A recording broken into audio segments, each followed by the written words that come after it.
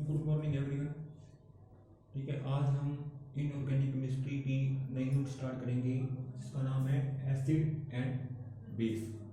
ठीक है, जो ये वीडियो होगी वो आपको व्हाट्सएप ग्रुप पे अपलोड कर दी जाएगी। इस वीडियो को आपने ध्यान से देखना है और उसको देख के नोट्स बनाने हैं। ठीक है, जो भी चीज़ आपको नहीं समझ में आएगी वो आप मेरे से पर्सनल नंबर पे कांटेक्ट कर सकते हो। ठीक है, और जैसे ही कॉलेज है ओपन होंगे दोबारा तो पूरे सिलेबस का इंटरनल टेस्ट होगा आपका। ठीक है, तो नोट्स साथ साथ बनाते रहना और उसको याद करते रहना ताकि फिर आपको एग्ज़ाम में कोई दिक्कत ना आए। ठीक है, अच्छे से एग्ज़ाम की तैयारी कर लेना।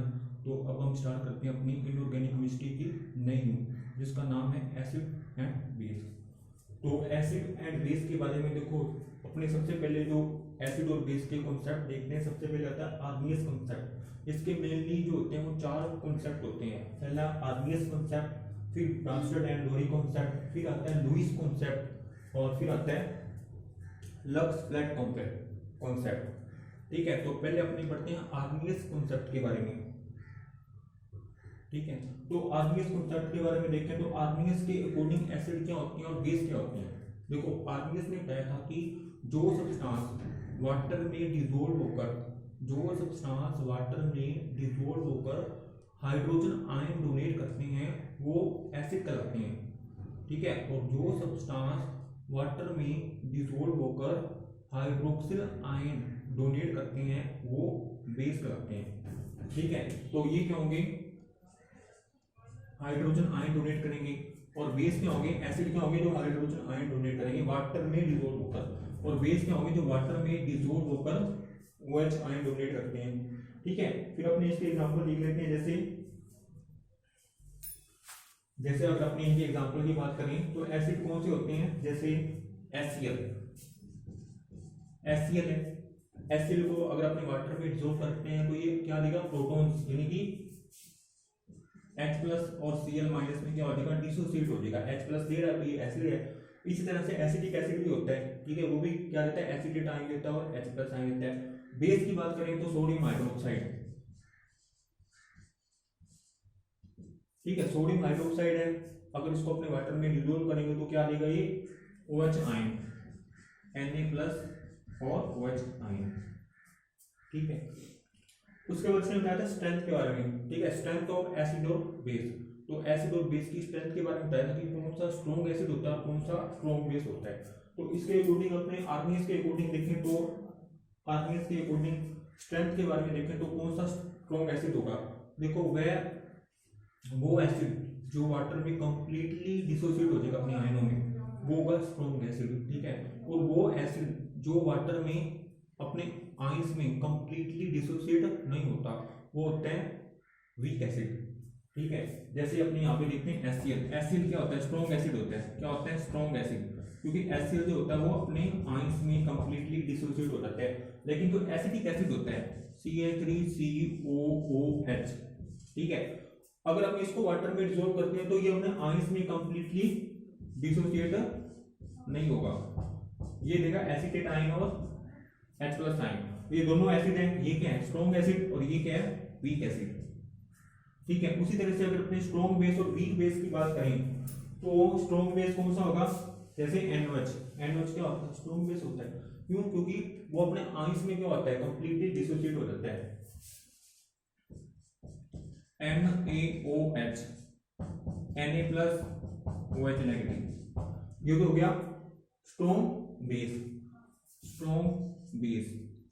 उसके बाद अपने बात करेंगे वीक बेस की। वीक बेस वो होगा जो अपने वाटर में, यानी वाटर में अगर अपने उनको डिसॉल्व करते हैं तो अपने आयंस में वो कंप्लीटली डिसोसिएट नहीं होगा।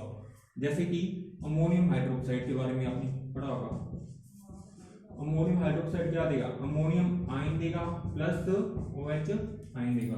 ठीक है, ये वाटर में कंप्लीटली अपने आयंस में डिसोसिएट नहीं होगा। ठीक है, नंबर ऑफ OH आयन है ये कम देगा, इसलिए ये क्या होता है, वीक बेस। ठीक है, उसके बाद देखो, कोई भी थ्योरी होती है ना, उसके कोई ना कोई लिमिटेशन तो होती है। ठीक है, तो इस थ्योरी की भी कोई लिमिटेशन है, वो भी देख लेते हैं। इसकी लिमिटेशन, सबसे बड़ी लिमिटेशन है वो ये है कि ये इसने यहाँ पे ये बोला कि वाटर में डिसॉल्व होकर अगर कोई H प्लस आयन दे वो एसिड और वाटर में डिसॉल्व होकर जो OH आयन दे वो बेस होगा। लेकिन अगर अपने बात करें HCl की, देखो जो HCl होता है ना, इसको वाटर में अगर अपने डिजोल्व ना भी करें, मतलब जो HCl होगा वो गैसेस स्टेट में, HCl जो होता है वो गैसेस स्टेट में भी क्या होता है, स्ट्रॉन्ग एसिड की तरह बिहेवियर करता है। ठीक है, अब ये गैसेस स्टेट में यानी कि कुछ सब्सटेंस ऐसे होते हैं जो गैसेस स्टेट में भी क्या होते हैं, एसिड की तरह बिहेव करते हैं। ठीक है, उसको एक्सप्लेन नहीं करता क्योंकि इसने लिमिट लगा रखी है, वाटर में डिजोल्व होने पर जो H+ आयन देता है वो एसिड होता है। दूसरी इसकी लिमिटेशन है, अगर अपनी बात करते हैं CO2 की और SO2 की बात करते हैं, कार्बन डाइऑक्साइड और सल्फर डाइऑक्साइड की।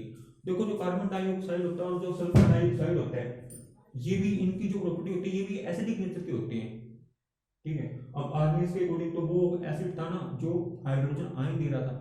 ठीक है, और जो OH आयन दे रहा था वो बेस था, तो इसके बाद तो हाइड्रोजन आयन देने के लिए है ही नहीं है। ठीक है, लेकिन फिर भी ये एसिडिक नेचर का है। ठीक है, और SO2 ये बेसिक ये भी एसिडिक नेचर का है। ठीक है, तो इन दोनों की एसिडिक बिहेवियर को ये एक्सप्लेन नहीं कर पाया था, इसको एक्सप्लेन किया था लुईस, अपने लुईस कॉन्सेप्ट के साथ इसको अपनी इसकी एसिडिक बिहेवियर को समझा सकते हैं। ठीक है, ये थी आर्गेनिक थ्योरी। उसके बाद अपने बात करते हैं ब्रांस्टन एंड लोरी कॉन्सेप्ट की बात करते हैं। ठीक है, तो ब्रांस्टन एंड लोरी कॉन्सेप्ट के अकॉर्डिंग देखो ये प्रोटॉन पर बेस्ड थ्योरी है।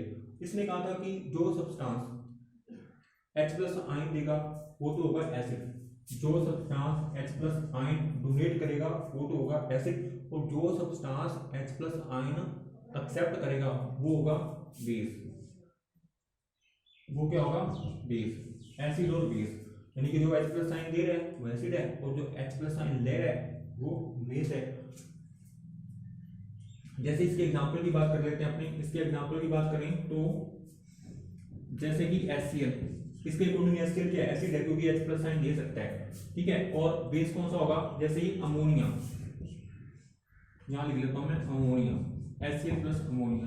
अब देखो HCl तो क्या था, एसिड था, क्यों था, क्योंकि ये H+ आयन देगा, और अमोनिया ये क्या होगा, बेस, क्यों होगा, क्योंकि ये H+ आयन क्या कर रहा है, एक्सेप्ट कर रहा है। क्यों करेगा, क्यों, क्योंकि अमोनिया के अंदर जो नाइट्रोजन होता है ना, इसके पास क्या होते हैं, एक लोन पेयर होता है, इसके पास क्या होता है, एक लोन पेयर होता है, वो लोन पेयर अपना हाइड्रोजन को देकर हाइड्रोजन को एक्सेप्ट कर सकता है, इसलिए ये कैसा होता है, बेसिक नेचर का होता है। ये आपने पढ़ा हुआ है 12th क्लास में भी आपने पढ़ा होगा कि अमोनिया जो अमीन्स होते हैं 1 डिग्री 2 डिग्री 3 डिग्री अमीन्स होते हैं, अमोनिया होता है, ये कैसा होता है, बेसिक नेचर का होता है। ठीक है, इन दोनों की क्रिया होगी तो क्या होगा, ये HCl H+ आयन देगा, अमोनिया क्या करेगा, H+ आयन को एक्सेप्ट करेगा, क्या बनेगा यहाँ पे, ammonium ion plus chlorine ion. ठीक है, ये बनेगा। अब देखो जो अमोनियम आयन है ना, ये जो अमोनियम आयन है ये क्या होगा, देखो यहाँ पे ये बेस था, यहाँ पे ये क्या था, बेस था, अब यहाँ पे ये क्या बनेगा, कॉन्जुगेट एसिड बन जाएगा। ठीक है, इस बेस का कॉन्जुगेट एसिड बन गया, और यहाँ पे जो एसिड था ये एसिडिक नेचर का था, और यहाँ पे ये क्या बन जाएगा, ये कॉन्जुगेट बेस बन जाएगा। अब ये कॉन्जुगेट एसिड और कॉन्जुगेट बेस क्या होती है, ये देखो, देखो यहाँ पे ये अमोनियम क्या था, बेसिक नेचर का था, क्यों, ये प्रोटॉन को एक्सेप्ट कर रहा था, लेकिन जैसे ही ये अमोनियम आयन बन गया, ठीक है, तो जो अमोनियम आयन है इसके पास क्या होता है, एक एक्स्ट्रा प्रोटॉन होता है, और वो प्रोटॉन है ये डोनेट कर सकता है। ठीक है, और जो प्रोटॉन डोनेट करेगा वो क्या होगा, एसिड होगा, इसलिए अमोनियम आयन इस अमोनिया का कॉन्जुगेट क्या है, एसिड है, और जो क्लोरीन आयन है, ठीक है, इसके ऊपर नेगेटिव चार्ज है। ठीक है, जिसके ऊपर नेगेटिव चार्ज होता है वो प्रोटॉन को एक्सेप्ट कर सकता है, ये प्रोटॉन को एक्सेप्ट कर सकता है, इसलिए ये क्या होगा, इस एसिड का कॉन्जुगेट बेस हो गया। ठीक है, इसके बाद एक ये आता है एम्फोटिक सॉल्वेंट, यानी कि उभयधर्मी विलायक। इसके बारे में देखते हैं, एम्फोटिक सॉल्वेंट क्या होता है। देखो एम्फोटिक सॉल्वेंट या उभयधर्मी विलायक अपने उसको बोलते हैं जो एसिड और बेस दोनों की तरह व्यवहार करता है, दोनों की तरह बिहेव करेगा। जैसे फॉर एग्जांपल के लिए हम लेते हैं वाटर, देखो वाटर जो होता है ना इसकी नेचर एम्फोटिक होती है, मतलब कि ये एसिड और बेस दोनों की तरह व्यवहार करता है। अगर मैं इसकी क्रिया कराता हूँ अमोनिया के साथ, ठीक है, और अगर मैं कराता हूँ वाटर की क्रिया एसिड के साथ, तो इसका बिहेव अलग अलग होगा। देखो अमोनिया क्या था, बेस, जब मैं इसकी बेस के साथ रिएक्शन कराऊंगा तो ये किसकी तरह व्यवहार करेगा, एसिड की तरह, मतलब कि ये प्रोटॉन किसको देगा, अमोनिया को देगा। क्या बनेगा यहाँ पे OH ion plus ammonium ion. ठीक है, अगर मैं इसके लिए HCl के साथ कराता हूँ तो HCl तो आपको पता है स्ट्रॉन्ग एसिड है। ठीक है, और ये फिर इसका व्यवहार कैसा होता है, बेस की तरह हो जाएगा। ठीक है, बेस की तरह हो जाएगा और फिर क्या करेगा, ये प्रोटॉन को एक्सेप्ट करेगा। क्या बनेगा H3O प्लस और Cl माइनस। तो यहाँ पे जो वाटर है ना, जल, ठीक है, ये एसिड और बेस दोनों की तरह क्या कर रहा है, व्यवहार कर रहा है। इसलिए ये इसको बोलते हैं अपने उभयद्रव्यी विलायक या एम्फोटिक सॉल्वेंट बोलते हैं, क्योंकि सॉल्वेंट होती है। अब इसकी नेचर दोनों तरह की होती है, एसिड की तरह भी होता है और बेस की तरह भी होता है, इसलिए इसको क्या बोलते हैं, एम्फोटिक सॉल्वेंट। फिर अपनी बात करते हैं, इसकी भी लिमिटेशन है, वो देख लेते हैं। अब इसकी लिमिटेशन क्या है, इसकी लिमिटेशन वही है कि ये भी क्या करता है, CO2 व SO2 के एसिडिक बिहेवियर को एक्सप्लेन नहीं कर पाता। ठीक है, अब देखो इसके अकॉर्डिंग जो H+ साइन देगा वो एसिड और जो H+ साइन देगा वो बेस, लेकिन जो CO2 हो गया वो SO2 हो गया, उसके बाद तो H+ साइन है ही नहीं, तो CO2 और SO2 के एसिडिक बिहेवियर को ये एक्सप्लेन नहीं करता। फिर आते हैं लुईस कॉन्सेप्ट। देखो लुईस जो कॉन्सेप्ट है एसिड बेस का, लुईस कॉन्सेप्ट है, ये इलेक्ट्रॉन्स पर आधारित होता है। ठीक है, इसके अकॉर्डिंग जो सब्सटेंस इलेक्ट्रॉन को डोनेट करते हैं, जो सब्सटेंस इलेक्ट्रॉन को क्या करते हैं, डोनेट करते हैं, वो होते हैं बेस। ठीक है, उनको बोलते हैं अपने लुईस बेस। और जो सब्सटेंस इलेक्ट्रॉन को क्या करते हैं, एक्सेप्ट करते हैं, वो होते हैं एसिड। ठीक है, जो सब्सटेंस इलेक्ट्रॉन को डोनेट करेंगे वो बेस होंगे और जो एक्सेप्ट करेंगे वो एसिड होंगे। ठीक है, उसके बाद इसका अपने थोड़ा क्लासिफिकेशन कर देते हैं कि एसिड कौन कौन से होते हैं, जैसे कि इलेक्ट्रॉन डेफिशिएंट कंपाउंड। ठीक है, कुछ कंपाउंड ऐसे होते हैं, देखो कुछ कंपाउंड ऐसे होते हैं कि जिनका ऑक्टेट है वो कंप्लीट नहीं होता। ठीक है, कुछ कंपाउंड ऐसे होते हैं जिनका ऑक्टेट है वो कंप्लीट नहीं होता। ठीक है, और वो क्या करते हैं, इलेक्ट्रॉन को क्या करते हैं, एक्सेप्ट करते हैं। जैसे फॉर एग्जांपल के लिए होता है एल्यूमिनियम क्लोराइड और BF3। अपने बात करते हैं AlCl3 की। ठीक है, अगर अपने AlCl3 की बात करें, ठीक है, देखो AlCl3 की अगर अपनी बात करते हैं तो AlCl3 में देखो कितने बंद है, कितने बॉन्ड है। AlCl3 में एल्यूमिनियम है वो 3 क्लोरीन के साथ जुड़ा हुआ है। ठीक है, तो मतलब कि एक बॉन्ड के अंदर 2 इलेक्ट्रॉन होते हैं और 3 के अंदर कितने होंगे, 6 इलेक्ट्रॉन। यानी कि AlCl3 के पास कितने इलेक्ट्रॉन है, 6। और ऑक्टेट कंप्लीट करने के लिए कितने इलेक्ट्रॉन चाहिए, 8 इलेक्ट्रॉन चाहिए। मतलब कि इसके पास एक लोन पेयर की कमी है, तो इसके पास लोन पेयर की कमी है, तो ये लोन पेयर को इलेक्ट्रॉन को एक्सेप्ट कर सकते हैं। तो करके इसका बिहेवियर कैसा होगा, ये एसिडिक नेचर का होगा। ठीक है, फिर अपने बोलते हैं दूसरा होता है, दूसरा क्लासिफिकेशन है इसका vacant D orbital containing compound. यानी कि कुछ कंपाउंड ऐसे होते हैं जिनके पास क्या होता है, वैकेंट डी ऑर्बिटल होता है। उस डी ऑर्बिटल में ये इलेक्ट्रॉन को एक्सेप्ट कर सकते हैं, जैसे टिन टेट्राक्लोराइड। ठीक है, टिन टेट्रा जो क्लोराइड होता है, इसमें जो टिन होता है इसके पास वैकेंट डी ऑर्बिटल होता है। ठीक है, और उसमें क्या करता है, ये 2 लोन पेयर को एक्सेप्ट कर सकता है। अगर आपने इसकी क्रिया करवाएं 2 Cl नेगेटिव के साथ तो क्या बनेगा, टिन हेक्साक्लोराइड मिल जाता है। ठीक है, तो इसकी नेचर भी एसिडिक होगी। फिर जो कटाइन होते हैं, देखो जिन पे भी पॉजिटिव चार्ज होगा मतलब उनके पास इलेक्ट्रॉन की कमी होगी, इलेक्ट्रॉन की कमी होगी तो इलेक्ट्रॉन को वो एक्सेप्ट कर सकते हैं, तो उनका बिहेवियर भी कैसा होगा, एसिडिक होगा। जैसे कॉपर 2+ आयन, ठीक है, इसके पास वैकेंट डी ऑर्बिटल होते हैं इसके पास भी। ठीक है, तो भी ये क्या करते हैं, अमोनिया से इलेक्ट्रॉन को एक्सेप्ट करके क्या बनाते हैं, संकुल बनाते हैं, कॉम्प्लेक्स।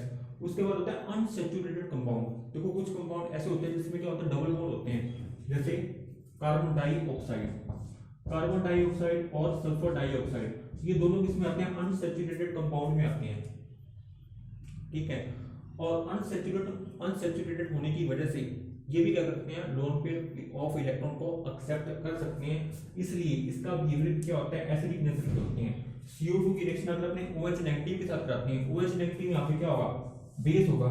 ठीक है, तो क्या करवाएंगे, तो यहाँ पे OH आयन है वो कार्बन के साथ, कार्बन को अपने इलेक्ट्रॉन देकर उसके साथ बॉन्ड बना लेते हैं।